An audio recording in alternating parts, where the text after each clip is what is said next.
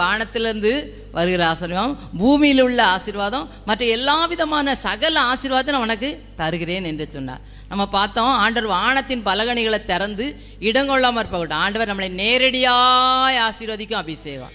அந்த அபிஷேகம் யாருக்கு கிடைச்சது? இந்த யோசேப்புக்கு கிடைச்சது. யோசேப்பை என்ன நினைச்சாங்க? யோசேப்பு சொப்பனக்காரன்னு சொல்லி நிந்திச்சாங்க, அவமதிச்சாங்க, தூக்கி அவனை குழியில போட்டாங்க. அப்பாட்ட போய் நாடகம் ட்ராமா போட்டாங்க. அவனை ஒரு துஷ்ட மிருகம் என்ன செஞ்சு கொண்டு போட்டு இதான் அவன் ட்ரெஸ்ஸாக பாருங்கன்னு சொல்லி பண்ணாங்க. அவனை மீதியான்கிட்ட விற்று போட்டாங்க. அங்கே போய் அவர் அடிமையாக வைக்கப்பட்டார். அங்கே செய்யாத குற்றத்துக்காக சிறைச்சாலையில் அடைக்கப்பட்டார். ஆனால் ஆண்டவர் அவரை உயர வானத்திலிருந்து வரும் ஆசீர்வாதத்தினாலும் பூமிக்குரிய ஆசீர்வாதத்தினாலும் ஆசீர்வதித்தார். அல்லேலூயா. நேரடியாய் அபிஷேகிக்கும் அபிஷேகம் அவருக்கு என்ன செஞ்சது?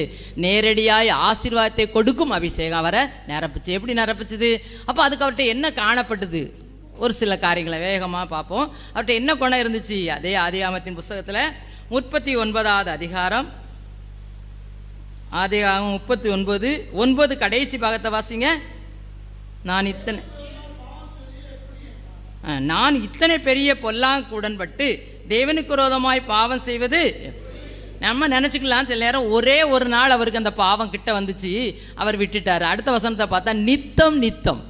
எத்தனை நாள் அவருக்கு அந்த பாவம் தொடர்ந்தது? தினசரி இந்த தொந்தரவு இருந்துக்கிட்டுச்சு. இந்த பாவத்துக்கு அவர் உடன்படும்படியாக தினமும் அவருக்கு அழைப்பு தேடி வந்துச்சு. ஆனால் அவரை உதறி விட்டுட்டு இத்தனை பெரிய தேவனுக்கு விரோதமாய் இவ்வளவு பெரிய பாவத்தை செய்வது, அவர் பாவத்தை வெறுத்ததினால அவருக்கு நேரடியாய் ஆசீர்வதிக்கும் அபிஷேகம் அவருக்குள்ள வந்துச்சு. அல்லேலூயா. இங்கே வந்திருக்கிற நீங்களும் நானும் இந்த அபிஷேகத்தோட இந்த ஆசீர்வாதத்தோட இந்த ஆண்டு வாழணும்னா பாவத்தை என்ன செய்யணும்? வெறுத்துடணும். நம்ம சுற்றி நெருங்கி இருக்கு பாவம். இப்போ எபிரேயரில் சொல்லிவிடலாம், சுற்றி நெருங்கி இருக்கிற பாவத்தையும் பாரத்தையும் தள்ளிவிட்டு விசுவாசத்தை தூக்குறவரும் முடிக்கிறவருமாகிய இயேசு கிறிஸ்துவை நோக்கி நமக்கு நியமித்திருக்கிற ஓட்டத்தில் பொறுமையோடு என்ன செய்யணுமா? ஓடணும். அப்போ நம்முடைய வாழ்க்கையில் முதலாவது நேரடியாக ஆண்டவர் ஆசீர்வதிக்கக்கூடிய அபிஷேகத்தை நமக்கு பெற்றுக்கொள்ளணும்னா நம்ம பாவத்தை விட்டு என்ன செய்யணும்? பாவத்தை வெறுத்து பாவத்தை விட்டு விலகி என்ன செய்யணும்? ஓடணும். அடுத்தது இந்த யோசேப்பிட்ட என்ன காணப்பட்டது அப்படின்னு பார்த்தா, இந்த ஆதியாகமத்தின் புஸ்தகம் 41ஆம் அதிகாரம், ஆதியாகமம் 41:18 வசனத்தை வாசிங்க.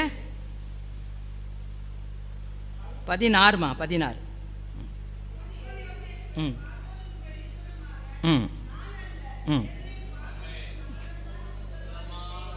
ஆமாம். வானத்தை பலகணியை திறந்து ஆண்டவர் அவரை நேரடியாக ஆசீர்வாதிச்சாருலாம் சும்மா இல்லை, முதல்ல பாவத்தெல்லாம் வெறுத்து ஓடிட்டார். இதில் சொல்கிறாரு, கூட்டிக் கொண்டு இவர் சிறைச்சாலையில் அடைக்கப்பட்டிருக்காரு. அங்கே சுயம்பாய்க்கும்